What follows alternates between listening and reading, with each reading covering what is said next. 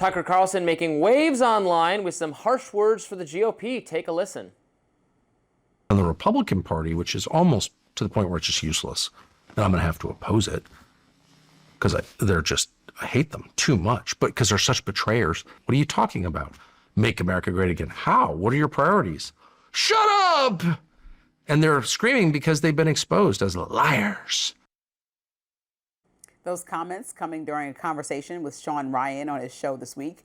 But Tucker wasn't done there. He continued to rail against the party leadership and gave a lukewarm defense of Nick Fuentes and his followers, who he says are frustrated with the party's lies.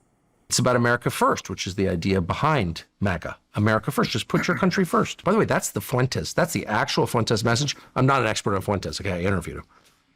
But from what I could tell, he is angry because he feels that the conservative establishment, Ben Shapiro all the way up to some idiot Republican senator, all of them are telling the same lie. We're on your side, but they're not.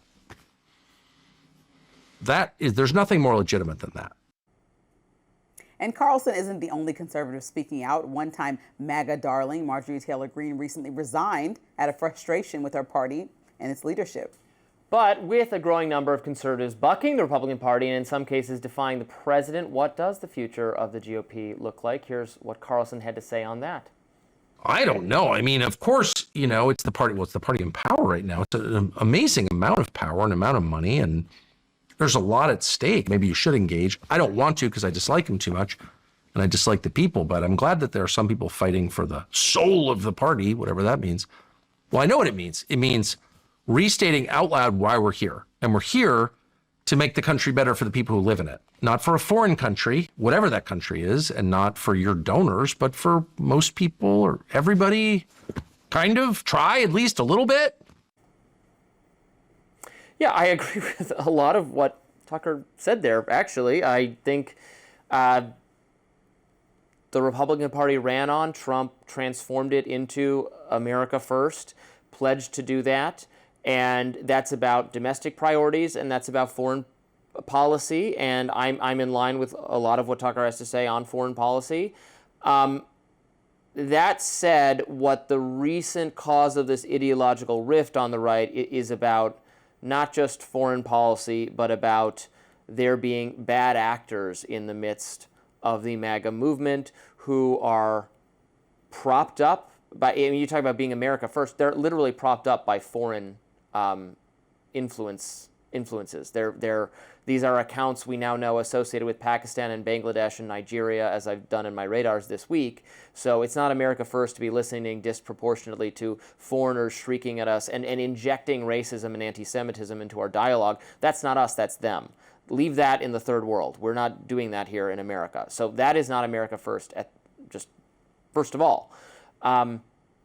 We don't need to listen to those people. Now, we should, and I think it's perfectly fine to have it out with Ben Shapiro or anyone else on the level of support we give to Israel or other countries that is so dividing MAGA right now. I'm with Tucker and whoever else on that. I think we should discontinue that. I think we should disassociate from this level of support from this specific Israel government. Absolutely, I'm with you. I'm totally with you. I've been with you from the start. I've been saying that always. I'm a libertarian. I was there before that was the agenda of the Republican Party.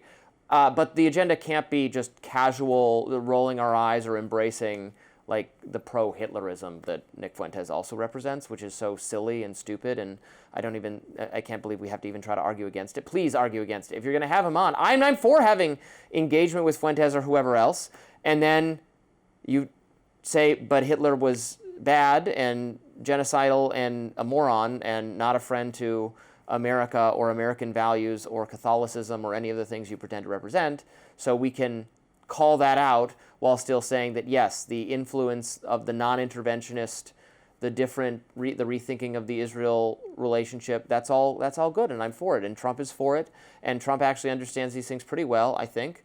So it's like it's not so apocalyptic and bad, but there's a lot of infighting going on right now, and some of that's healthy, but well, that's my view. Well, I think Tucker is, he's making some good points, but when he brings up specifically, just going quickly back to this and not to harp on this, but Nick Fuentes and says it like in passing, oh, he just has this goal of America first. Like, no, you have to say all encompassing what this man's goal is. The goal is to be a bigot and racist as well to multiple different people, and he's emphasized those strategies in his tactics. And it's not foreign bots, it's actually an American man that is standing on principles that would be considered bigoted. Well, he's an American, but he's being boosted by foreigners. Right, but boosted or not, he still is somebody that Tucker Carlson, who is boosted because of his American viewership in the U.S., is now platforming and continuing to be boosted by American voices. Now he's here. No matter how he got here, Nick Fuentes, people are continuing to have dialogue with him and saying that he's like right in the direction. That's what Tucker's argument was, that he's going in the right direction. Where most people going in the right direction on foreign policy. Tucker never said he's going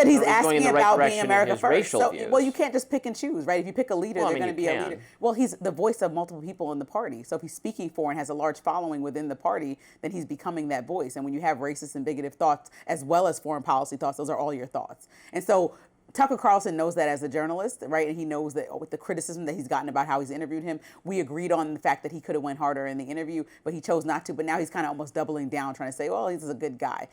We can leave that there. I totally disagree with him. But I do think that the MAGA base can't just pass us over like, oh, we publicly fight. That's what we do.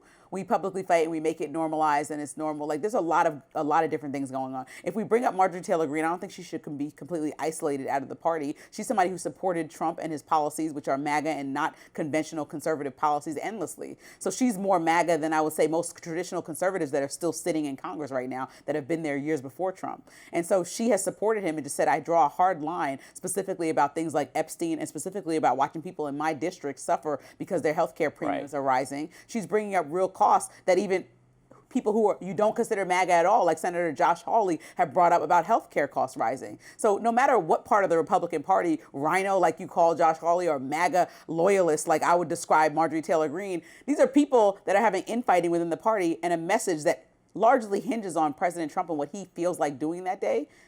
But then what happens after the party is done? So Tucker Carlson's response in I have no idea what the party looks like next after Trump, I think is a real thing that's being contemplated because now we're in the first of 4-year term and ending it soon. And we have 3 more years to go to figure out what does the Republican Party look like. And I don't think that there's a real answer to that because a lot of people don't even know. You said it's not, you say yourself, it's not going to go back to what it was during the Bush era again. It's not going to Bush neoconservatism. But is it going totally over? But if what Trump is doing right now is America first, then people are not agreeing with it. I mean, his approval ratings are down to 36%, according to that YouGov CBS poll that I pointed out in my lens earlier this week. So his approval rating on the economy and putting America first is failing miserably, specifically in the areas that he campaigned on. Marjorie Taylor Greene and maybe even Tucker would argue that he's going. We've wandered a little bit from America first, and that's why we're having some problems. But it's not. But it's not a little when you talk about foreign policy. That's what you bring. All right, a lot. But when I talk about the tariffs, and people are saying that it's hitting them in the wallet, when farmers that voted for him and got him in that serious swing state, Pennsylvania, elected, then you're wondering who's he putting first in America? Not the farmers. Yeah. Well, I thought the tariffs were a bad idea from the start, but that's not. He was clear he was going to do that. It's been the policy he's been most consistent on over the last 30 years. He loves tariffs. He thinks tariffs are a good idea. He said he was going to do tariffs. He won, and he implemented tariffs. I think tariffs are a bad policy idea. It's the policy of which I am most estranged from the Trump administration, but it's not some betrayal of what he promised to do. He was very clear he was going to do it. Well, people within the base feel like it's not America first because Americans are suffering from the higher costs, from everything from cars, which are up to the highest price they've ever been in our lives, and multiple things. So he promised one thing, that the tariffs were going to get less U.S. reliance on foreign goods. And what we're seeing in real time immediately, even though that may be the end result in a decade from now, is that people are paying more for everyday things.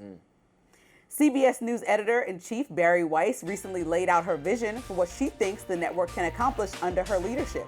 But some people are saying her mindset is out of touch with the average American. Don't go anywhere.